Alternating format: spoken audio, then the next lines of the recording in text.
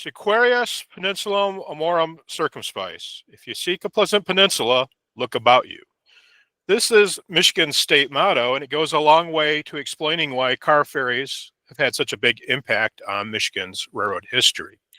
Its unique geology, although great for tourism, has provided difficulties for rail transportation. My name is Mark Worrall. I'll be giving the talk, Railroad Car Ferries of the Keweenaw and near Environs. We'll look at 5 car ferry operations tonight. 4 fall into a unique group of industrial railroad car ferries. It's a pretty obscure subject. And one of them will be a common carrier.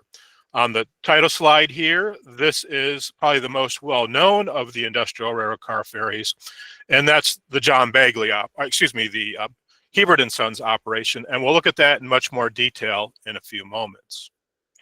Now, if I were to say to you Michigan railroad car ferries, this is probably something that comes to mind. The large car ferries that operated across the Straits of Mackinac or on Lake Michigan, or the major car ferry floats on between Michigan and Canada. And certainly the common carrier car ferries are the most well documented of car ferries in Michigan. There are many publications. Many would consider the book The Great Lakes Car Ferries by George Hinton to be the Bible, and if you have an interest in car ferries, that's probably the book you should go to first. The second edition would be preferred. There are many magazine publications, railfan publications, historic journals. There are historic photographs, period photographs, railfan photographs that document these common carrier operations. And they can be broken down into 2 different groups. We have an operational model of typical Great Lakes car ferry, and that is car ferries that are bridging a gap. The cars are loaded at one ferry apron, they traverse a water body, and are unloaded on the other. Basically, the waterway is an impediment. The car ferry is acting as a bridge where no bridge can be built, either due to geology, topography, or navigational traffic or distance, or similarly, a tunnel can't be built based on the geology. And again, many of these are well known. The map on the left is the bulk of, if not all, of the common carrier car ferries. And many of these, again, fall into that typical Great Lakes operational model. We have the Pere Marquette operations out of Ludington, including an earlier one out of Michigamme. We have the Ann Arbors that operated out of Frankfort, the Grand Trunk Westerns that originally operated out of Grand Haven, later a joint service out of Michigan with the Pennsylvania. The less known but interesting Wisconsin and Michigan operations, although one of the ports, only one of the ports actually falls in Michigan, and that's the Benton Harbor port. The Upper Peninsula traffic came out of Peshtigo Harbor. We have the little-known operation between Houghton and Hancock of the DSS&A, and we'll look at that tonight as well. Of course, the Straits of Mackinac, the short-lived operation out of Northport to Manistee, and Manistee to Ludington. And then the car flow operations between Port Huron and Sarnia of the Pere Marquette and Grand Trunk Western. Between Detroit and Windsor, we have the Michigan Central, the Pere Marquette, the Wabash, and the Grand Trunk Western. The Michigan Central short-lived operation between Stony Island and Gordon, and then the very short-lived operation Detroit and Sandusky. And the second operational model is what I'm going to call a New York harbor. And this is typically associated with a car float. The cars are loaded at an apron, and they are brought to an industry, and the railroad cars themselves are unloaded. The commodity is loaded or unloaded while the car remains on the car float. Basically, in this case, the car ferry is acting as a siding extension. For common carriers, only one example thus far has been documented, and that's the Grand Rapids and Indiana operations on Muskegon Lake in the late 18th century, associated with the logging industry there. There is, however, a whole another group of car ferries, the industrial car ferries. These are associated with the mining industry and the logging industry. Some of them operate on bays on the Great Lakes. Many of them are across rivers or on large inland lakes. Thus far, I've been able to document 10 of these. The ones in green are the ones we're going to talk about tonight. John Bagley at Bootjack, Oskar Eliassen at Oskar, Hebard and Sons, later Ford on Keweenaw Bay, and the Champion Iron Company on Lake Michigamme. The ones in red are well-researched, the MD Old operation at Sheboygan, the Cadillac and Northeastern at Lake City on Muskrat Lake, the Mason and Oceana at Ludington, and in the southern part of the state, the Peerless Portland Cement Company at Spring Arbor. Two additional ones have some documentation, but bear further research. And those are the Newaygo Portland Cement Company in the Newaygo area and the DH Day operation at Glen Arbor.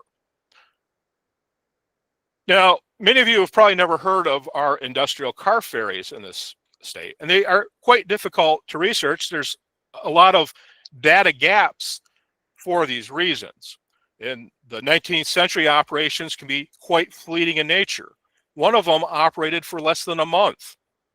Operations are small and part of a larger industrial process, so if you do find a journal article on that mining or logging operation or a newspaper account, them getting into detailed descriptions of the car ferry is no different than if they got into a detailed description of the saw in the sawmill or of the excavator used in an open pit mine.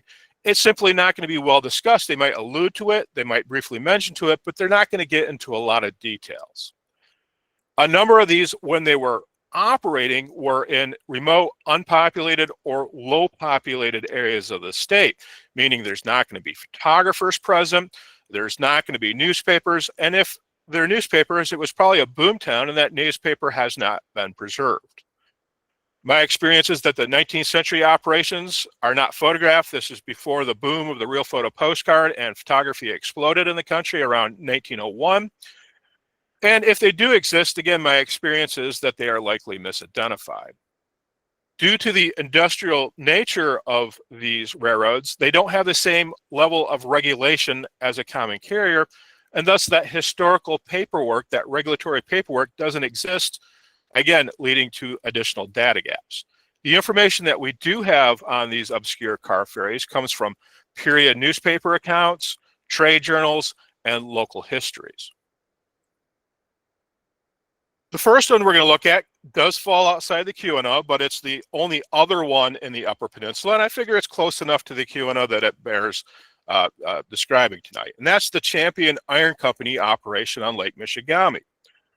The problem was that Champion Iron Company's wood holdings were in the southwest part of Lake Michigamme, while the Champion mine is to the east of Lake Michigamme.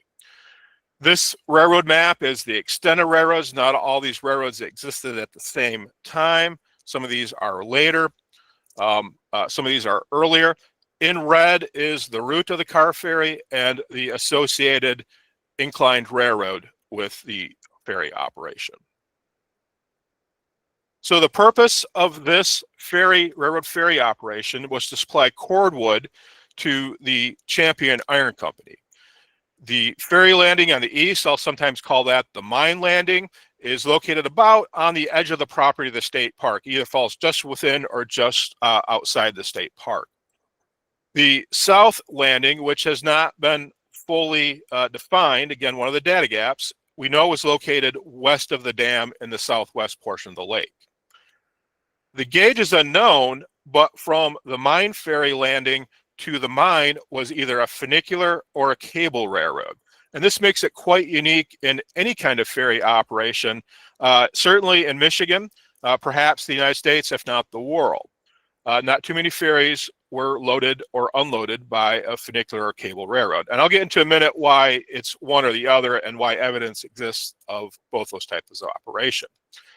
It likely was a typical Great Lakes operation. We know the cars are loaded at the mine landing, and it would make a lot of sense that the log cars are unloaded at the logging end of operations, although we know very little about that part of the railroad, whether it was a locomotive, whether it was horse-drawn. Again, that is a piece of history that has been lost to time. The ferry started operating in 1886. It operates into the early 1890s, likely 1893. Why I say 1893 is that mine had been dormant briefly. It's reactivated, and we know in 1893 it's now powered by coal. And that is why the ferry operation is abandoned. They've switched from cordwood to coal as a fuel source. Again, this is the route of the ferry from mine landing to an area that was colloquially called Champion Clearin'. That's not a misspelling. That's how it appears in print. And based on fieldwork and historic aerial photograph interpretation, the two endpoints for the southern landing are the most probable locations of the landing. Looking at recent LiDAR data, it's probably the northernmost, but additional fieldwork needs to occur to verify that that's actually a railroad grade. The trains on the funicular cable portion were 24-car long trains, and the scows could be unloaded in 15 minutes. It's a very efficient operation, at least on the mine landing end of things. This is a modern LiDAR of the Champion area. Not all railroads are shown. The LiDAR gets quite muddled where the original Marquette, Houghton, and Ontonagon line came in, as well as the St. Paul and the Chicago Northwestern entrance to the Champion mine. The green arrows point to the Marquette, Houghton, and Ontonagon main line. This right here is the 1938 branch that the DSSNA built into the new Champion mine. The orange is the infamous Iron Range and Huron Bay. Note that they used a portion of the same grade very briefly. And the red arrows point to the cable railroad of the Champion Iron Company. And as you would expect, it's completely straight as an arrow. Note that the Iron Range and Huron Bay or the 1938 DSSNA branch were not active the same time as the Champion Iron Company Railroad. And there's actually a pretty significant elevation difference right here between the Champion Iron Company and the other two grades. The Champion Iron Company sits significantly lower in elevation. This is the grade as it appeared in 2013. I believe this was Blue Road. It's close to the state park. It's a well-built grade. If you hike it, parts of it are easy, parts of it are difficult, and parts of it you'll get chased off of. It is clear in parts of it that there were two tracks, and that leads to the speculation that it could have been funicular. Some of the period press, again, points to funicular. Some of the period press points to being a cable railroad. And I've measured this grade at being about 3.75% from the mine to the mine landing. Equipment, the funicular was powered by an 8-foot drum with an 8.5-foot face. It's basically one of the mine hoists that's been readapted into operating this railroad. The wood cars had a 2-core capacity. They would have had a tugboat. There are a couple that it could be, but which exact tugboat that operated on Lake Michigamme has, again, yet to be uncovered. Now, there's a ridiculous number there. The ferry barge had a 120-car capacity, and I have a question mark there because the only published account of the capacity says 120 cars. Clearly, that's an error. It's probably a 12-car capacity, but the 120-car number did appear in print, so we'll acknowledge that, and we'll clearly acknowledge that that's an error. If you remember, the cars are being lowered on the funicular railroad are 24 cars in length, so it would make sense it was a 12-car capacity. Also, when we compare that to some of the other operations around the state. And they more than likely had more than one ferry barge.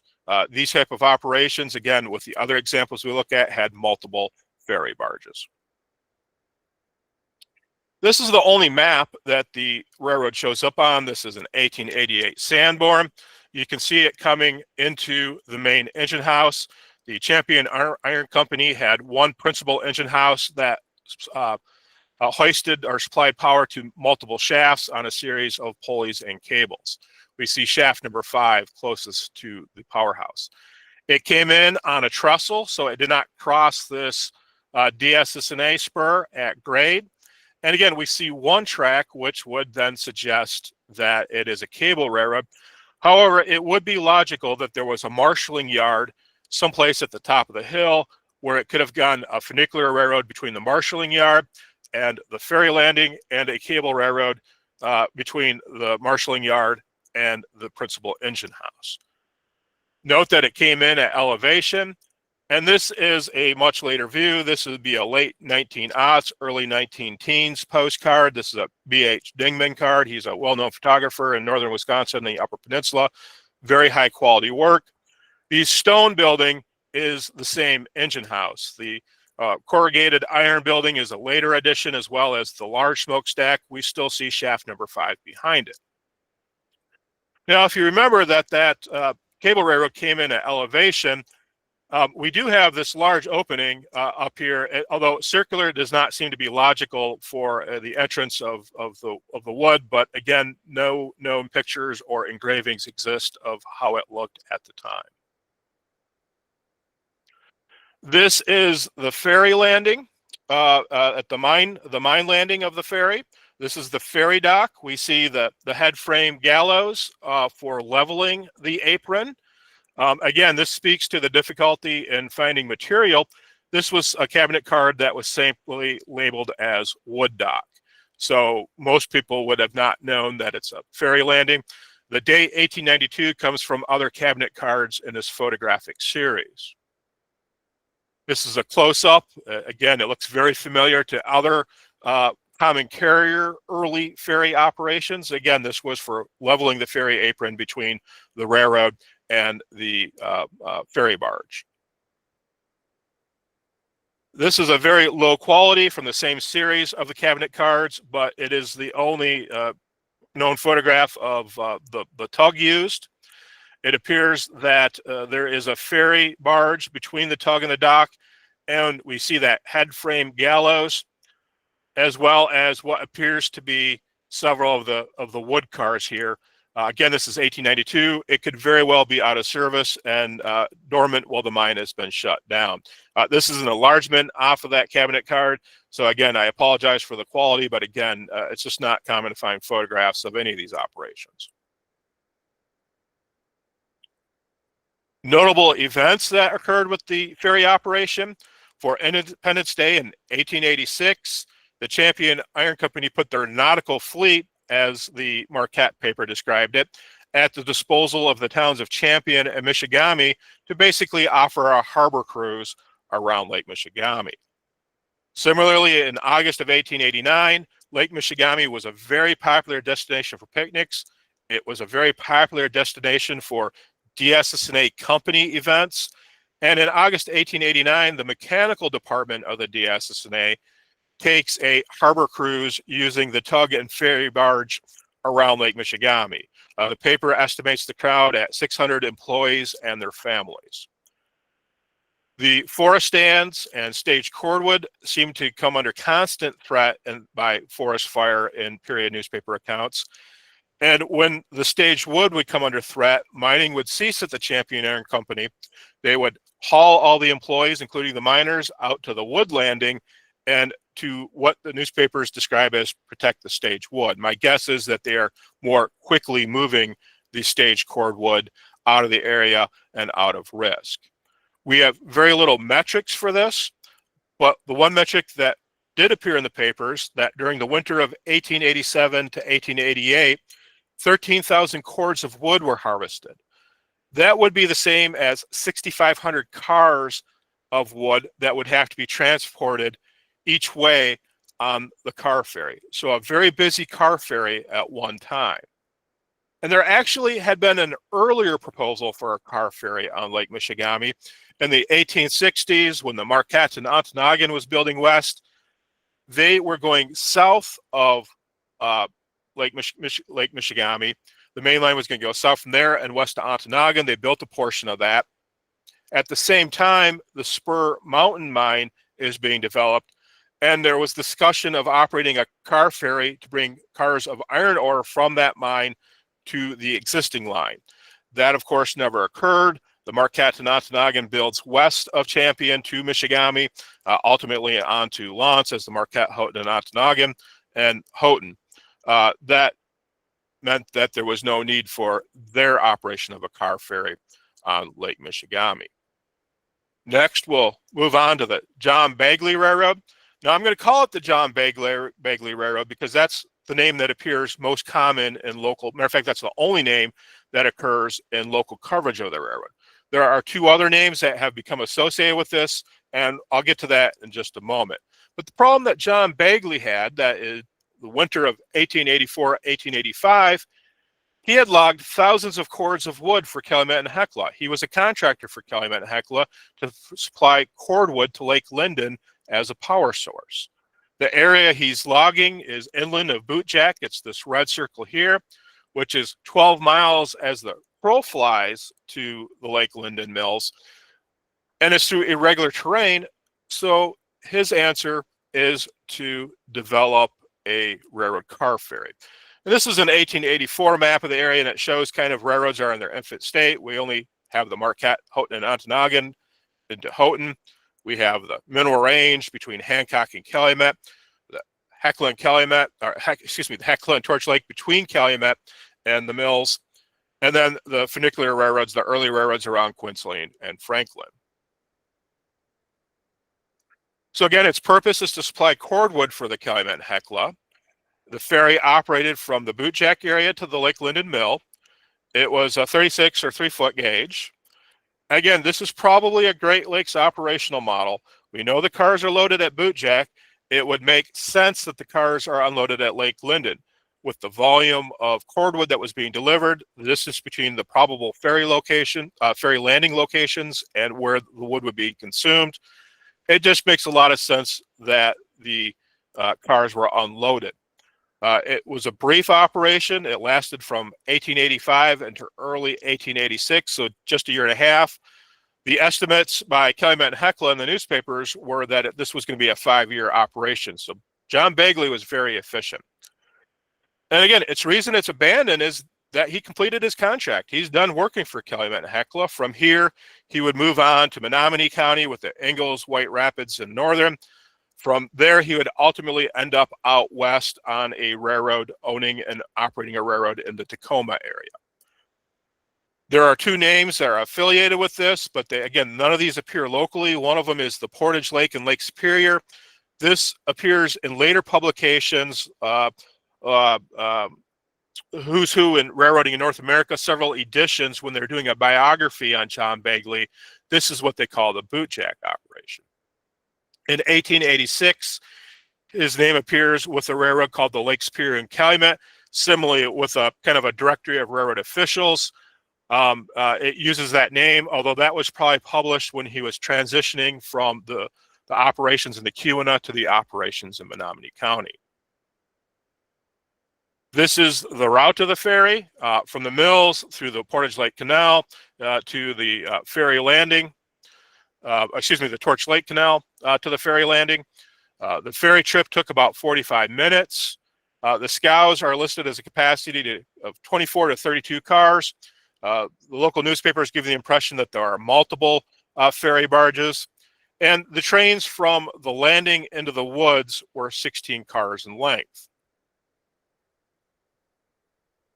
This is the route of the railroad. It's pretty straight.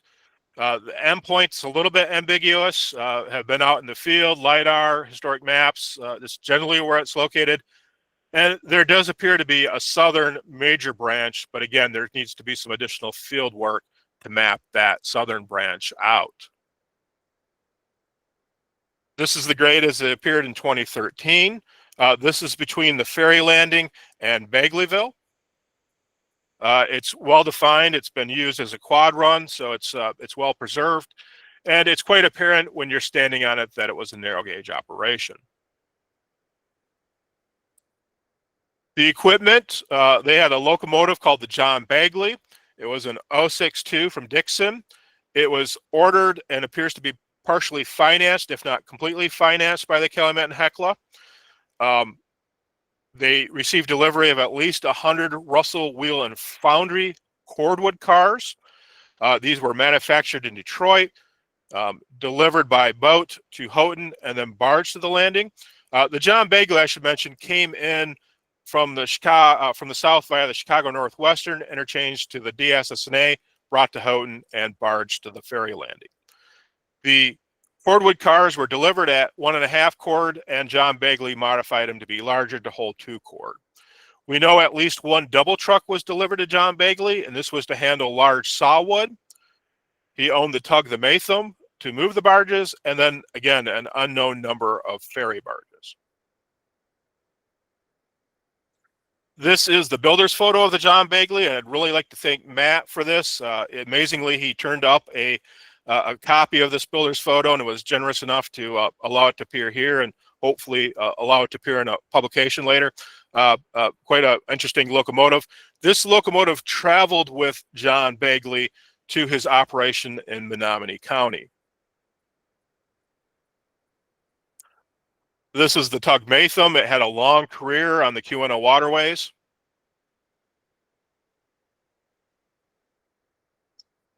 This is the ferry landing as it appears today. On the land side, there's not much there. Of course, that area along the shore has been completely developed into camps. This is the way it appeared in 2013. Now, interestingly, if you look at aerials in the water, you can still see pilings of the ferry dock. And if anyone has a boat that's willing to take me out on the water, I'd love to do a little bit more exploration out on the water, looking at those pilings, trying to document them a little bit better than the aerial photographs currently available. Notable events for Independence Day in 1885. An excursion is run for dignitaries from Lake Linden to Bagley or Bagleyville. It went by both names. 75 excursioneers rode on the cordwood cars from Lake Linden to Bootjack. The locomotive was specially decorated for the event. This is a pretty big and notable event, so one has to imagine a photographer was present, but again, no photograph has yet surfaced of this event.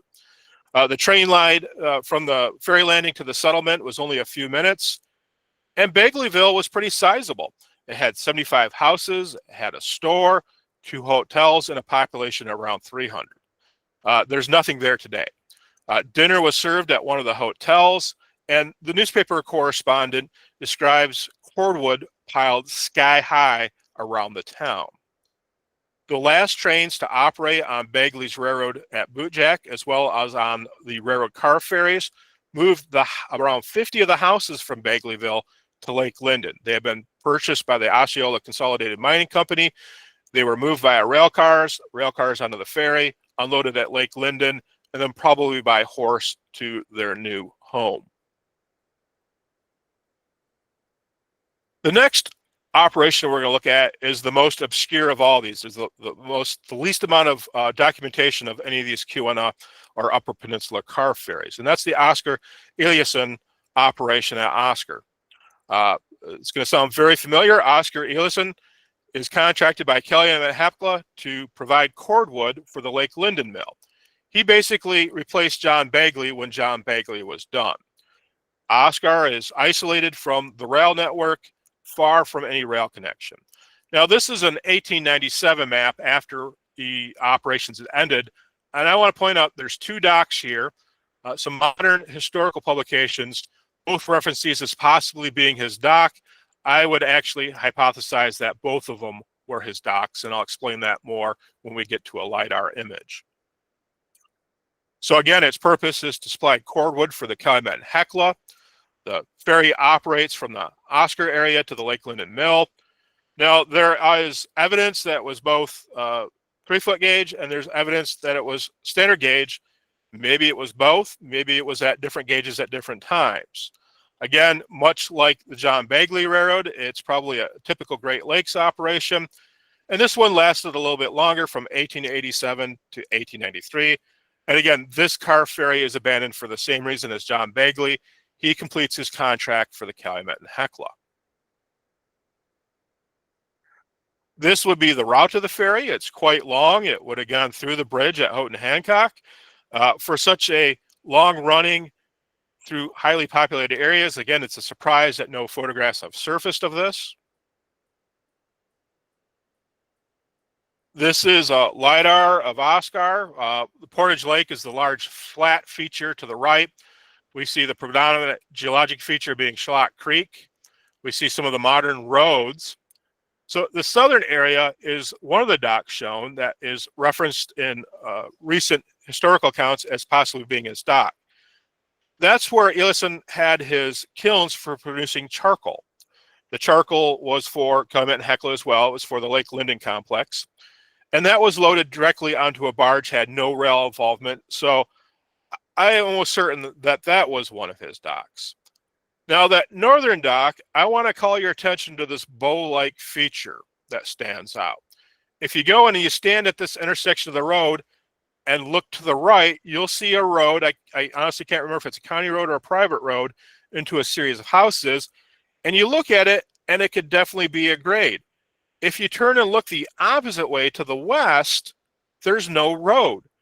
So what is that feature? It's either a historic road that's been abandoned, or that's Eliassen's railroad. And it would kind of get you into the area of the dock. So I would hypothesize that that northern dock is his. That was the ferry landing. And this is part of the route of his railroad. Again, some additional field work, some property access has to be granted to kind of vet out this area out here. Now, there are a couple of newspaper accounts that he buys the tug, the Maytham, the ferry barges, and the cars from John Bagley. Why Bagley would move the locomotive and not the cars to his operation in Menominee County, it's a good question. It would involve shipping them by rail since they're narrow gauge. They'd have to be loaded onto flat cars. Maybe that expense was too great. But did he actually buy those? Well, there's some ambiguity there. Again, there's multiple newspaper articles that suggest he does, and that would then suggest that for a period of time, his operation was a 3-foot gauge operation. At the start of operations in 1887, he orders 20 cars from Cleves & Son. Cleves & Son is a Hancock foundry that dabbled in producing some rail equipment. Matter of fact, at the same time they're producing cars for Eliassen, they build over 100 cars for a brick manufacturer also in the Oskar area. Were these cars built as narrow as standard gauge? Well, if he's using that Bagley equipment, you might think they're narrow gauge. However, at the same time, he buys Mineral Range's only standard gauge locomotive. And that would suggest that this operation was a standard gauge. He buys the Mineral Range ferry train locomotive. Now, this isn't a ferry train in the sense that it's used for a railroad car ferry. It's meant to ferry passengers. When the new bridge opens connecting Houghton to Hancock that has a rail line, it's a standard gauge railroad. The Mineral Range operated this ferry train between their depot in Hancock and the DSSNA depot in Houghton to ferry passengers between the two gauge passenger trains. It was a used dummy locomotive. The ferry train is not very popular. People, I guess, are willing to walk, or they find cheaper ways to get between the two depots. And they sell this locomotive. They end operations not long after they sell it to them. It's a dummy locomotive. Again, that's a locomotive mocked up to look like a passenger car. Every Mineral Range roster that I've seen says that this was turned into a stationary boiler. Apparently, that is not correct. There are several accounts that it was sold to Eliassen. Matter of fact, the best information we have on his railroad is this locomotive, both in the accounts of him purchasing it and the accounts of him selling it to a used equipment dealer out of Detroit. So that means it lasted past this operation. If we can figure out what railroad it went to next, maybe we can find a picture of it there to get us an idea of what this currently undocumented locomotive looked like. In current histories, there's also something called the Calumet and Hecla ferry barge. I think that's a misnomer since he was operating as a jobber for Calumet and Hecla. This is his barge, but this ferry barge is described as a 2-track, 10-car capacity. And that's obviously different than the John Bagley ferry barges, again, suggesting that maybe that's a standard gauge and that he never actually purchased the John Bagley. These are all bits of history that pretty much have been lost to time unless we can find some new form of source or documentation. The last of the industrial car ferries we're going to look at is the Hebard and Sons operation. Of all the 10 industrial car ferries, I think this is the most well-known. Pictures of it have appeared in some publications, although they've been slightly wrong in what they're saying. Hebard and Son, his problem was that he had the valuable commodity of hemlock bark. Hemlock bark is desired for the tanning industry as well as the wood chemical industry. But the Hebard and Sons Railroad is isolated from the national rail network. the multiple handlings that would take to be shipped on his railroad, loaded onto a boat, unloaded onto the boat, onto other rail cars, that product is going to degrade. It would be better to have a one-time loading and one-time unloading of that product. So his answer, again, is a railroad car ferry. This one is to provide Pequaming with a rail outlet to the National Rail Network. Under Hebard and Sons, and I'm going to say Hebard. Every time I give this presentation, if I say Hebard, I'm corrected to Hebard. If I say Hebard, I'm corrected to Hebard. I'm going to say Hebard for tonight, and if you want to correct me, you're welcome to later. His operation was between Pequaming and Baraga. Later, after Ford buys Hebard and Sons in the fall of 1923, the ferry landing is then moved to Lawrence. This is a standard gauge. It's typical Great Lakes. Operation started in 1910, and like many things, the start of something is well documented. The end of something is much less, and it likely ended in the mid-1920s, if not the late 1920s. And the reason that the ferry is no longer needed is after Ford acquires Hebard and Sons, they had previously acquired the previous year the Stearns and Culver Railroad. He completely rebuilds the Stearns and Culver Railroad, which had been a narrow gauge operation. And there's a connection built between the two rail systems, meaning that a car ferry is redundant and no longer needed. This is the route under Hebard from the Tombolo, that is Pequaming, over to Baraga. This is a blow-up of the same map. We see that the car ferry dock is quite well labeled. Eventually, this dock would have two tracks for ease of loading. This is the other trackage, although it's not shown as connected, it would be. These are the wood yards. We have the mill here. This is the log dump into the hot pond. The other landing at Baraga, again, we see it clearly labeled as the Hebard dock car ferry, was here. This was switched by the Duluth South Shore and Atlantic. Matter of fact, they actually provided the rails for this portion of the operation.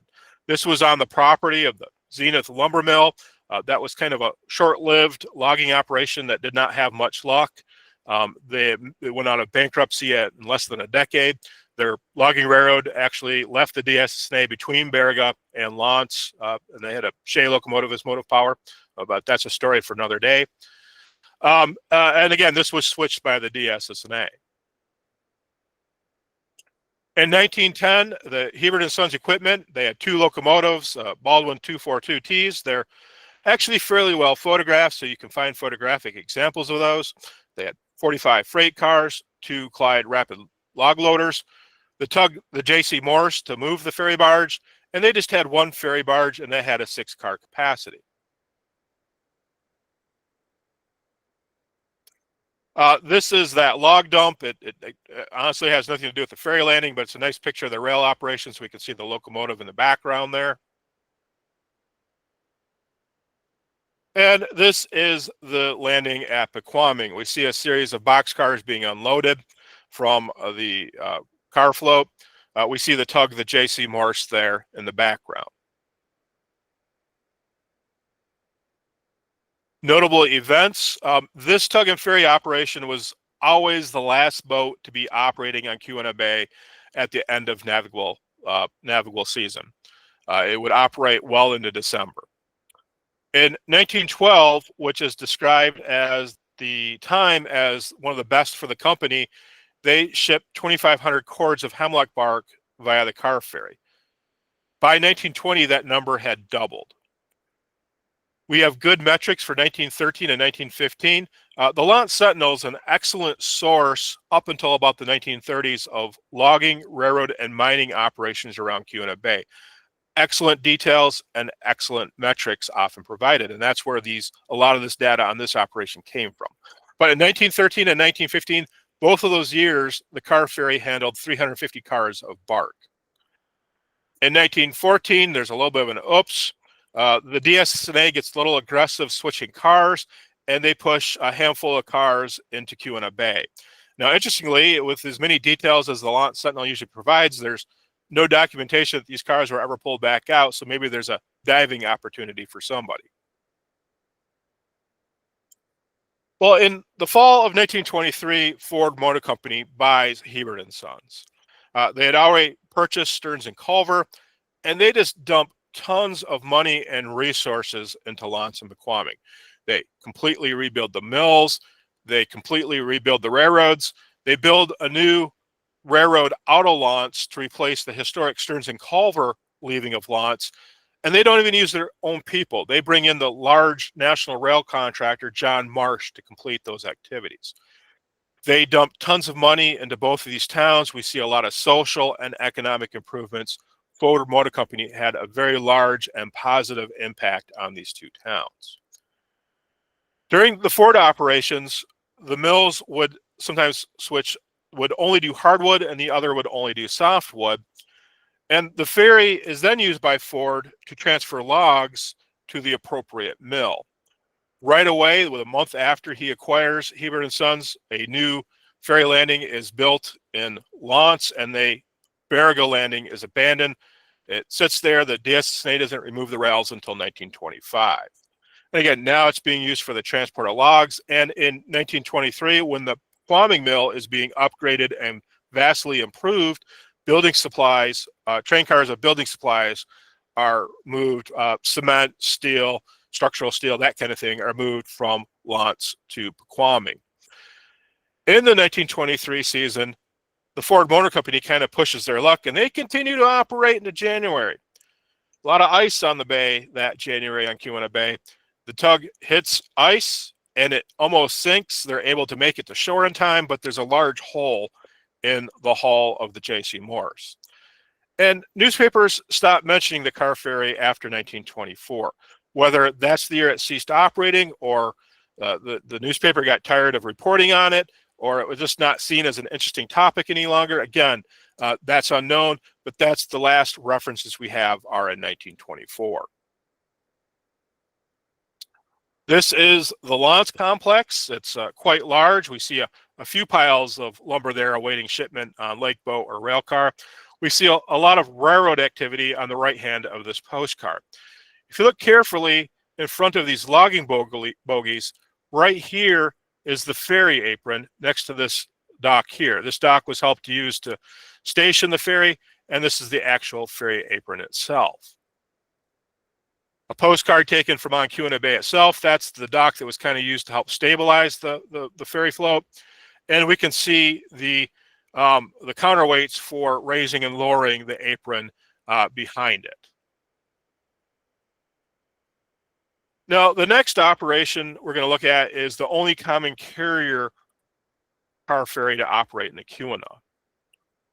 On April 15th, 1905, it was a very foggy morning. There was still ice at portage entry.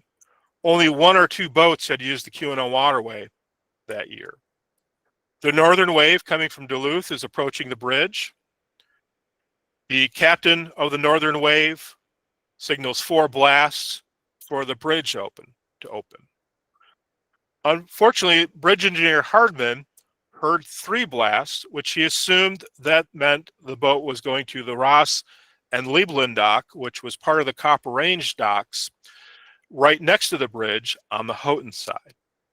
Once he realizes the boat's not going to stop, that it wants to go through the bridge, and literally it did go through the bridge, he tries to open the bridge, but the mechanisms are slow to open, whether it's because it hadn't been opened but once or twice already, whether there was a mechanical failure is not quite clear.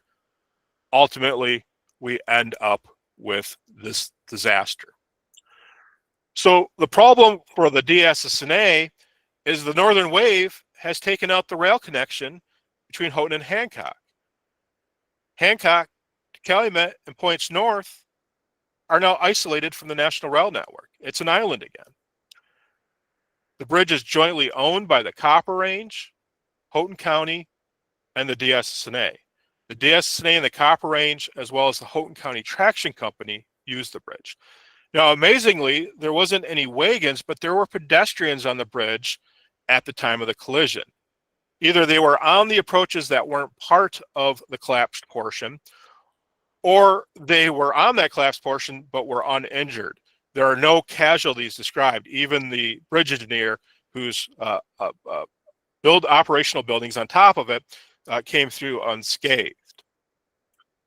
It was said that there were many amateur photographs taken of this event, and yes, the bridge fail itself is well documented, and a lot of them are amateur style photographs. They initially considered bringing in one of the Straits car ferries. How serious that was, I don't know. That discussion lasted about a day. Clearly, if you look, the Portage Waterway is way too small for that large a car ferry to operate. Additionally, the car ferry aprons that would have to be built would have a lot more engineering involved. Within 2 days, a bridge committee is formed and meets at Douglas House. This consists of officials of the DSNA, the Copper Range, Houghton County, and the Corps of Engineers.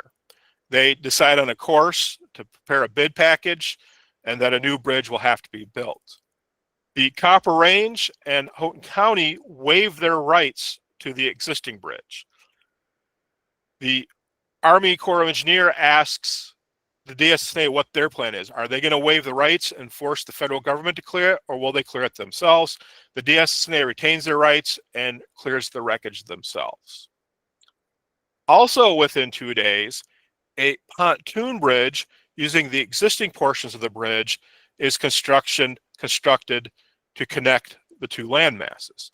How that would be, considering that this is a major navigable waterway, I don't understand, but it becomes a moot point because one of the first trains, if not the first train, derails on it, and a tender and gondola end up in the waterway, and it's quickly realized that that pontoon bridge is not feasible.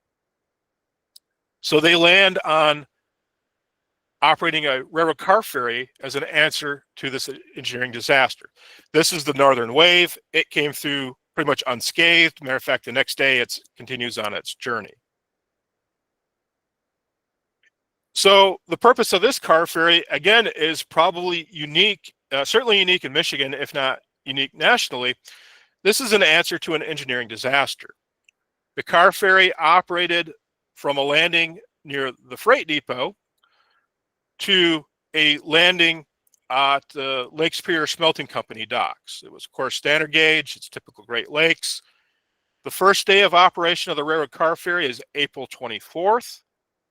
And it ends around December 15th. Now, as short a time as that is not the shortest run car ferry. That award goes to the Cadillac and Northeastern. The reason for abandonment is that on December 16th, a temporary bridge reopens. It's a pontoon bridge, but because navigation season has ended, there are piles driven to help stabilize it, and it is a little more successful, and that will operate until the new bridge opens in April 1906. That temporary pontoon bridge was also open to foot and wagon traffic.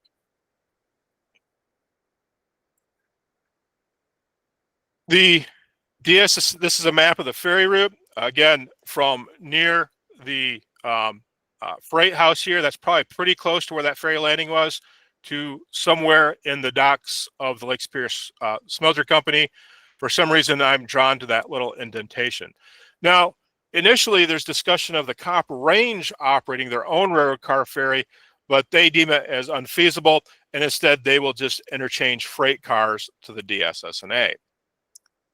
Now, you see a little blue line here. The Houghton County Traction Company, which had also used the bridge, built a small extension to service ferry traffic. This is people ferry traffic, taking a people ferry across the 2 points to get on the interurban to go to points north. They built this little extension far enough, close enough as they could get to the docks without crossing any railroads. They additionally install some new electric signaling to let the ferry operators know when there is a car approaching, as to have the ferry ready, the people ferry ready to carry their passengers across. The equipment, the ferry barge or the scow is 127 foot long. It has a 3-car capacity. It's obtained from the Osceola Mining Company. 2 other scows act as the ferry aprons. They're held into place with a series of cables. How they're leveled isn't quite clear. The tug, the Valerie, is used to move the ferry barge. Initially, the DSNA uses the tug, the George Rogers, for passenger and express traffic. That's fairly brief because then they contract with the Ann R. Hens. It's called a pleasure barge. Sometimes it's called a tugboat. Sometimes it's called a ferry boat. And you'll see in a minute, it's kind of an interesting operation, interesting looking boat. They contract with that operator for all the passenger mail and express. Additionally, when not hauling the railroad passengers and express, it's in general service to the public. It has a contract with the county to haul people back and forth. And so foot traffic between the two cities or people wanting to get between the gap and interurban would take that as well. The Copper Range contracted with the ferry, the Carrington, at least up until December 5th. On December 5th, the waterway is quite icy. There's apparently some close calls. The captain of the Carrington says, yeah, I'm done. By the way, the contract expired last midnight. And so he stops running for the season. And for the couple weeks until the temporary bridge opens, the tug George Rogers fills the need of hauling passengers and express across for the Copper Range. This is the tug, the Valerie. This looks like it's being used in excursion service someplace around the Keweenaw.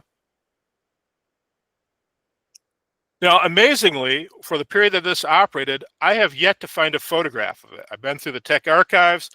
I've been through the Houghton County archives. This is the period of the real photo postcard, amateur photography. One would think there'd be many pictures of the car ferry. But again, I haven't found one, but my guess is one exists, but they're probably mislabeled. I plan to go back to Houghton County and dig through some of their files and trying to nuance out of them possibly that this, if they have a copy of a photograph of this. This is from the newspaper article in the Evening Journal celebrating the opening of the new bridge. And in the upper left, we have this engraving which shows the tug, the Valerie, and 3 box cars on the car flow at one of the ferry landings. On the right is how passengers were transferred across prior to the new bridge opening. This is the pleasure barge. Again, some accounts call it a tugboat, some call it a ferry boat. The Anne R. Hens on the Portage Canal. This is what the DSSNA had used for mail, express, and passengers. When the passenger trains from either direction would approach either Hancock or Houghton, the conductor would come through and see who was traveling beyond Houghton or beyond Hancock to the south, beyond Houghton to the north, and they would issue you a special ticket that was good for passage on this people ferry. This is the tug, the George Rogers, with a scow transporting wagons across. Again, this was briefly contracted by the DSSNA and the Copper Range for passengers and express. Notable events, the first ferry trip is April 24th. The first load is 2 boxes and a caboose. The caboose is a little bit of a mystery to me because the newspapers describe the large number of backlogged freight waiting to cross, but maybe that was kind of as an experiment to make sure the car ferry actually worked. Starting May 1st, there's such a backlog in Houghton, especially of perishable goods and cars, that the ferry begins to operate 24 hours a day. In that first 24-hour time period, it makes 25 trips.